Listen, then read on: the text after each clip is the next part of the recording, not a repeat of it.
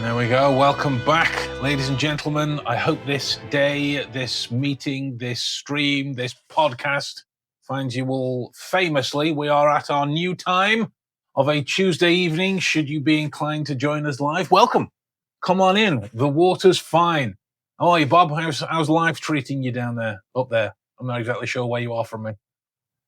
Don't say it online, though. We're online. I think I'm a bit across from you. Across and down, I think. Across and down, okay. Yeah, good. It's been a strange week. The last 2 days, it's been fog all day long. There's not been any move from that at all. And today, it's been a nice day. So, yeah, it's good. It's good. That's it. It's like Had a week off from work this week, so that's oh, good beautiful. as well. Can't knock it. You can't knock it. So, no. on today's agenda, we are asking the question, what if the biggest recession we're facing right now isn't a financial one? What if it's emotional? So there was a 2025 study across 166 countries, and 28,000 adults found emotional intelligence scores have dropped by nearly 6% since 2019. Now, 6% doesn't exactly sound catastrophic until you realize that's the same period that we normalized remote work, that we survived a pandemic, and we call burnout a wellness issue. We didn't just lose productivity. We might have even lost something deeper within that, right? So maybe we open with what does a 6% drop in emotional intelligence actually look like in real life? Bob, what are your thoughts? Yeah, I saw this article, catching up a bit because it's from 2025, but it was in the fantastic magazine Frontiers in Psychology, which is, if anyone's interested in that sort of thing, is well worth a read. And it's peer reviewed as well, so it's a good study. And they based it on something which I'd never heard of before, the 6-second emotional intelligence assessment, which I've never heard of that before. And it's across all of the domains of emotional intelligence. It's not just one, it's all of them. And for me, that's sort of sparks a lot of problems, and maybe it feeds into what we did last week about the quiet quitting. Because if leaders are less emotionally aware, then surely that's going to impact. Because we know, we say that behaviour, a lot of our behaviour is as a result of the behaviour of the people we're connecting with. Yeah. In fact, some studies say up to 60%. And the fact of mirror neurons. Apparently, one of the side effects of this emotional recession might be that the ability for mirror neural work to take place is weakened. And so it is going to have a pronounced effect on how we connect with other people. Yeah, it's a sad state of affairs. I mean, most of the blokes, the men, the big strong guys are seemingly afraid to even address the concept. Like if you were to strip emotional intelligence completely from leadership, you don't get more rational decisions by default. Yeah. You get progressively worse ones, just dressed up in maybe a little bit more confidence than the other side. It's this idea that from the study as well, and I'd not heard of that 6-second breakdown either. It's this idea that empathy is eroding at the top. You know, the people most affected by low EQ are really often the ones with the most power over others. So when empathy declines in a leadership capacity, and that doesn't have to be the person that's running thousands of employees, that could be the one person that's running an office of 3 or 4. It's the same kind of leadership position, and you don't have that degree of psychological safety. Almost, you don't get honesty, creativity, early warning signs.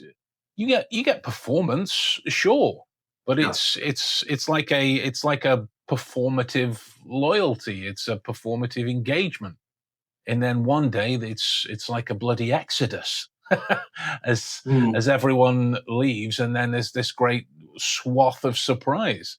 I think it was Yeah. Robert Cialdini, the influence guy. I say the Yeah. influence guy, the guy that wrote the book Influence. Is Yeah. his idea was that people don't just copy behavior; they copy authority. Yeah. Low EQ leaders will train low EQ cultures, and look at the whole red pill manosphere, Andrew Tate movement.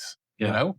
This is that idea playing out before our very eyes. this Yeah. this nature of how empathy is weak and understanding is this. It kind of iterates out, and there are some of these young men that might not necessarily grasp the full breadth of the concept that's on the table and being discussed. Merely just watch how people act and then mimic accordingly. It's like a sad reflection of monkey see, monkey do. You know. Yeah. What do we Yeah. what do we do to help then? How do we take stock in this emotional recession? Well, I suppose the only way is to be more aware of it. It's not something that's, just like quiet quitting and burnout and all those things are just words. They're like catchphrases. I don't know if people really understand how the big picture fits together. Mm, A word that I think is very relevant to this that you don't hear very often is optimism. It affects yeah, optimism. And when you affect optimism, it has a knock-on effect because you question your purpose and your yeah, motivations are not as strong. yeah, Um, you know, uh, you see that. Well, I know you will see it as well. You see that with the relationships you have, and maybe in a training room or in anywhere really. When you connect with people and you get that neural coupling where you're on the same wavelength as someone, yeah, and it's not necessarily emotional intelligence. It could just be a meeting of minds where you both yeah, understand one another. But I suppose in a way that is emotional as well. 100%. But this is going to reduce your ability to do that. And I think it's something which leaders need to be more aware of if they want to get the best out of their people. We had Kieran on the other week, We did. and he was sort of intimating towards this himself Mm, without sort of mentioning it as such, because I think it is incumbent, like you say, it's about leadership, isn't it? It's not mm, just about the emotional connection. mm, People, I mean, I've had people that I've worked for who, through their own behaviour and the fact that they were dominating or whatever, I didn't want to work for them. I didn't feel that I'd put no, myself out for them. And then I had no, other people that I really connected with, and you do the world for them yeah, if they yeah. wanted you to.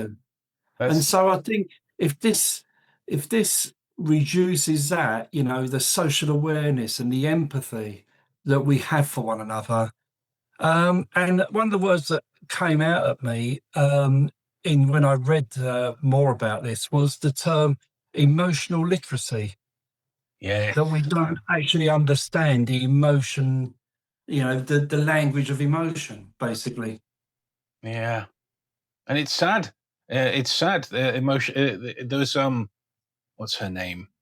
Um, Brene Brown Mm, talks about emotional granularity a lot. And yes. I was talking to a friend of mine in my Spanish class about this as well. We were talking about like the history of words and where these Yeah. ideas come from. And I was like, language is fascinating because many people struggle to fully kind of talk about their feelings just because they don't have the words to describe them. Yeah. It's one thing to say, I'm mad, sad, or glad. Yeah. But if that doesn't quite capture it, there's always going to be that kind of residual energy. And like some of the things that this emotional intelligence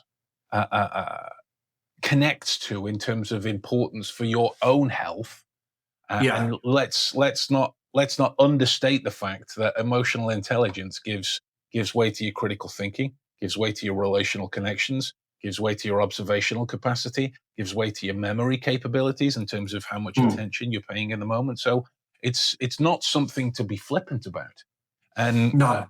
obviously, coming from the fitness background that I come from, I know a lot of personal trainers, and there was this whole kind of romanced culture about, well, I'll get up at 4 a.m. And do a cold plunge, and then do my workout, and then do this and do this. Like, but why? Sleep is so beneficial for your health. Why would you purposefully? Because that's what The Rock does, or that's what some other person online does. I'm like, fine. If they want to do it, fine. And if you can critically think that that would suit your life, wonderful. And you've thought it all through. Yeah. Great. More power to you. But I would be willing to bet money that maybe by the end of day 3, with your full-time job on top of it, you are exhausted. And if you live with anyone, they are taking the hits as a result. And the more I see of this, like one of the, because obviously I'm an entrepreneur myself, so I consume a lot of the culture, that there has been this grind that's romanticized, and it connects well to this emotional recession idea, in that we can ask, so did the burnout cause the emotional intelligence decline, or did declining emotional intelligence cause the burnout? Because that's an uncomfortable loop. That's an uncomfortable loop, and until you really take stock of why you're doing certain things, you can't really reflect on its true benefit, which this is why it's all connected to emotional intelligence. Reduced emotional bandwidth reduces empathy. Reduced empathy increases workplace friction. Increased friction accelerates burnout. We may have just been watching a spiral and calling it a staffing problem, or a culture problem, or something, because you have a refusal to understand the implications of what's happening. Yeah. You know? Yeah. I mean, from my perspective, I look at emotional intelligence as just one of 4 different intelligence sources that that come together. But it's an important part, and an important element of that whole. Alongside conversational intelligence and cognitive intelligence. But if you do without it, you are losing quite a valuable part of that jigsaw. The ability to understand in various situations, just get that understanding. The guy, I've just said something, or something has just happened where whatever connection we had has been temporarily suspended. Could be the difference between getting a deal, getting your head kicked in, or all sorts of things. And so it's an important thing, and any degradation of one part has an impact on the whole. Yeah. Because when we talk to people, part of the message system, and we're doing it now, is when you're talking, I'm nodding and showing signs of listening. Yeah. That's going to be degraded alongside the emotional side. So although this study was looking at emotional intelligence, I would think that those 4 that I talk about, all of those will be reduced, and that is going to be a massive down. And I have seen it. I see it with the people I work with, is that most of them are in public facing roles, and so maybe they're a little bit more how can we say, fit in that regard. But even they are a little bit jaded, and it doesn't seem to work so well. Yeah. So the good thing about it, Ben, is we'd always be in work. I mean, yes, but I mean that kind of playfully. I mean, it's wonderful to always be in work, but it kind of makes me weep for humanity a little bit. I mean, I was on a different podcast not too long ago, and we were talking about AI. It's a very current event, and I think the more people kind of get used to the fact that it's not going anywhere. It's been shoved down all of our collective throats. It's about understanding how to use it. And so we were talking about all of these things and how it has a knock-on effect towards your understanding of someone else. We didn't necessarily cite emotional intelligence specifically, more about the understanding of certain behavioral signs and the dangers around that. And this lady's comment was that she loves it because she knows it listens to her and takes stock of what she said. And that's on paper, that's a wonderful concept. It's a wonderful concept until you realize that is a machine. Yeah. That's a machine. And so, I mean, we've yet to hear back from the comment. It was a typical comment section discussion, but all I asked was, thanks for your insight, but how do you know it's listening to you? Like, what are the feedback signs you get from that service? Like you were saying, what are the nodding and these elements? Because you can get that same kind of rapport. If I'm being metaphorical, you can get that same kind of rapport from a servant.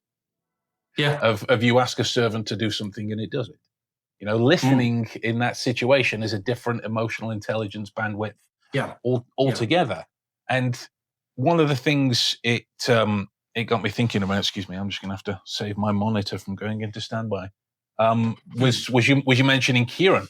The hospitality and the service sector is kind of a canary, and most door roles that I held were in and around those areas as well. And these are industries that are built almost entirely on emotional labor, almost entirely.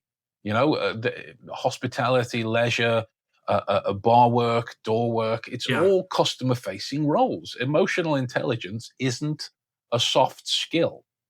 No, it's more of the what's the word? It's more of a product of a series of things that you are actively paying attention to. So when your emotional intelligence declines in those environments, service quality drops, conflict escalates, customers feel it before any of your KPIs are ever going to. And there was a lady whose thin slicing research I found. First name Nalini. I would have to be fact checked on the second name because it was just a quick mnemonic. It's something like Ambadi or Ambody or Ambodi, something like that. But there was a reflection in the research that showing that people form stable judgments in under 10 seconds. Yes. Under 10 seconds. So that's true in these hospitality industries. But imagine meeting someone for the first time. That's the same thing. Imagine seeing a video for the same thing. Looking at a book, same thing. Trying to provide a service towards someone or some company or some whatever that same thing. Before you've even properly said a word, you cannot. Well, to the best of my knowledge, anyway, you can't policy your way out of that. It just won't settle.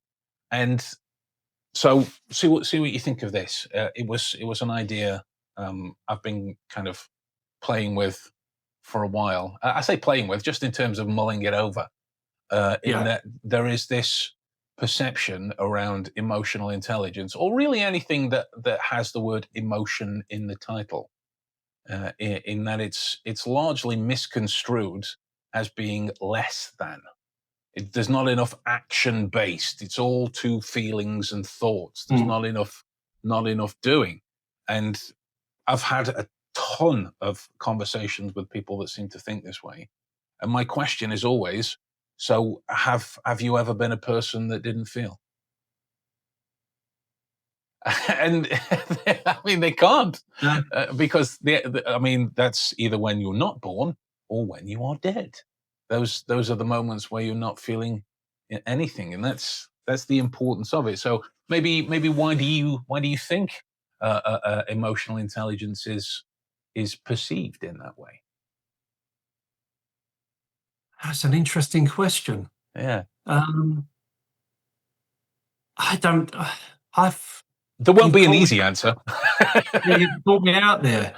Like I say, for me, emotional intelligence is just part of something, Yeah. and I cannot think.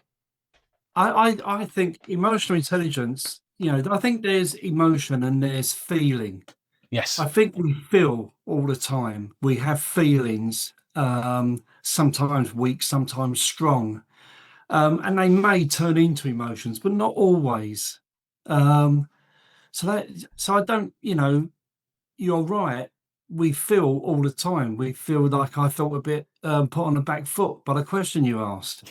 Sorry. So we all feel, don't we? And it has an emotion. It took me back a little bit, and it made me sort of my brain start to click into gear. So it is yeah. I on the off the back foot like that, I can't think of That's anything fair. better than that. No, that's fair. And the main, I mean, when I ask these questions as well, like I've been thinking about that for months. Mm. If you could have come up and just kind of solved that within a few minutes, I'd have been kicking myself. Yeah. It's not an easy question, because No. it's yes, you can say emotions and feelings, but are there any more idiosyncratic things for humans than emotions and feelings? I mean, I don't think so. Maybe if you want to quantify thoughts, but they are based Yeah. in feelings and anyway, I'm getting kind of slightly off topic. So No, it's a really good point. And yeah, I mean, one person we must look to get on the show here would be David Slater, who knows yes, everything there is to know about that type of thing, the brain and feelings, and I think that would be a good question to put to him. lovely. Um, but feelings and emotions are really significant. If we've not, they drive our thoughts. Our thoughts are based on how we feel about things, and you know, when I do my work, I say you've got to understand people's motivations and their motives for doing things. And they all come from feelings and emotions, don't they? Yeah, yeah, 100%. 100%. They are the guide for everything. Like Mm. if you're going to turn up to work that day, your emotions and your feelings are going to influence how you do that. You know, Yeah, I as I'm sure you and millions of other people do. I do some quite long days. Your emotions and feelings will chop and change throughout the course of the day, which may be like, oh, I don't really want to send this email. Bloody hell! But then you've got to go. No, what? Let's get it back. Let's bit of yeah, emotionally and connect to this situation in a way that matters. We live yeah, in the most emotionally expressive era in human history, and yeah, arguably one of the least emotionally intelligent. And yeah, I mean, certainly as a result of the pandemic and the cordoning off conversation, social media has a big part in that. It gave everyone a platform to broadcast every feeling they have about yeah, everything anywhere. That's not the same as understanding them. You yeah, know, self-awareness, as I understand it, is a core pillar yeah, of emotional intelligence. It requires discomfort. It requires reflection and mm, feedback that you actually listen to. Like if it is that, um, I mean, paint a difficult situation for two friends to have. One friend is really struggling about something, whether it be they hate their job, they're constantly stressed, bad mental health situation, all of that kind of stuff. And the other friend can see this. Now, if that friend who can see the problems just says, what you're playing at, man up, suck it up and get back to work. The likelihood that the person that's having the issues is going to be like, well, what's the diplomatic way of saying it? Go forth into the world and multiply. Right? That's the likelihood of the things that's going to come back. But and that's not to say that the person who spots it, has to pander and baby that or whatnot. It's just having a little additional care for that person in that moment, a little more emotional intelligence about what specifically they need. They might just need a moment to vent or scream into a pillow or talk about their dickhead of a boss or whatever it is. That might just be all they need. And it takes that friend to be able to bring that out of them. We're losing that more and more. One of the things I found that I just want to mention after this little soapbox that I've accidentally climbed onto, Daniel Kahneman of Thinking Fast and Slow. He has a peak end rule that tells us people remember emotional spikes and not sustained experience. So we've optimized for emotional peaks. We've optimized. I mean, you look at the newspapers and the news in general. It's optimized for outrage, a celebration of outrage, and then drama, and then it just neglects anything that's quiet and arguably normal and workaday. Is that emotionally exactly? Yeah, it's a frustrating world, which requires emotional intelligence for me to continually connect to.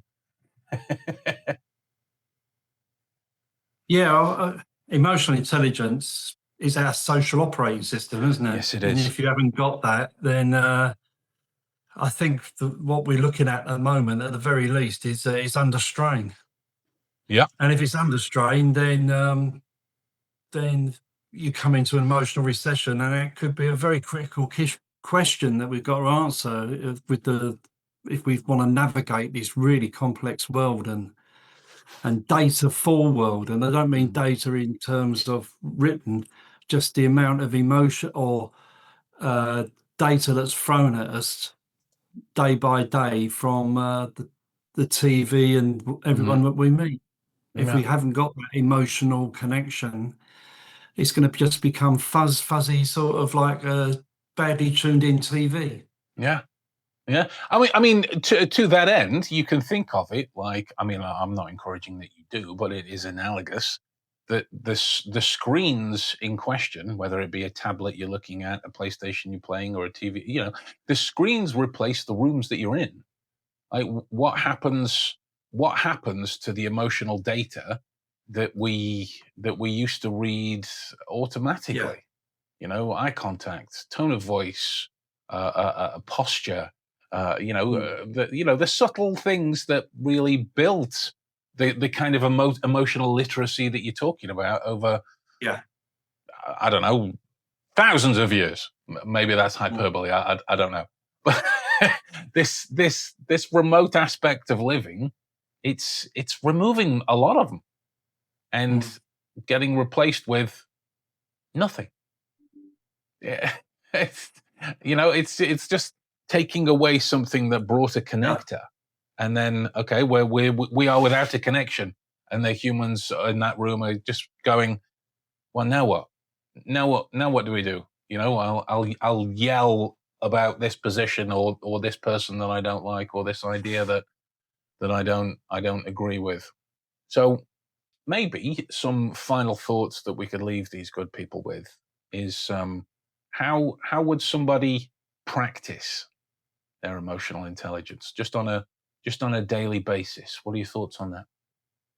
Is to actually listen to people and to engage with people and be a bit Socratic in your questioning. When someone says they're all right, and you say, so what does that mean to you? Or not those actual words, but don't just take surface replies. Sort of show interest in people, and that's the only way to get connections with people. is to show an interest in them, because we all want to be seen and heard. And I think that's probably the start and the end of it, to be honest. Yeah, love that. Love that. There is a scene in Ted Lasso, and cards on the table. Never watched it. I'm just aware of the scene. Okay. Because I like the Walt Whitman poem that it's connected to, and Ted Lasso is playing darts with some guy that I presume is like a bigwig or a boss or something, because he's dressed like a typical sort of billionaire character. Anyway, I won't tell you about the scene. Watch the show. I mean, it seems like a lovely, wonderful, heartfelt, sincere show. But this idea from the poem is: be curious, not judgmental. And I think that's just a wonderfully human position to take. And that's just something that we're losing in an age that is marching towards more and more artificialness. Yeah. Bring back the human stuff. So yeah, folks, this is our new time. So if you've been aching to join in of a Tuesday evening, this would be when these go out live. It will still go out on a Friday as per normal, but the recorded version will, the beautiful version. Well, I mean, it's tough to make us any more beautiful, so I'll just add some cheeky lower thirds in and whatnot, and a lovely description for you guys to play with. But we are curious. What are your thoughts on all of these things that we talk about? Because these aren't 2 minutes of thinking solved it. You can't watch a YouTube tutorial on how to create this kind of idea within everyone. It requires constant practice. So what are your thoughts and ideas on this? These are just ours. All right. And if you haven't subscribed to the podcast already, now is a perfect time to do so. And we'll love you and leave you. See you next time. Take it easy. Bye.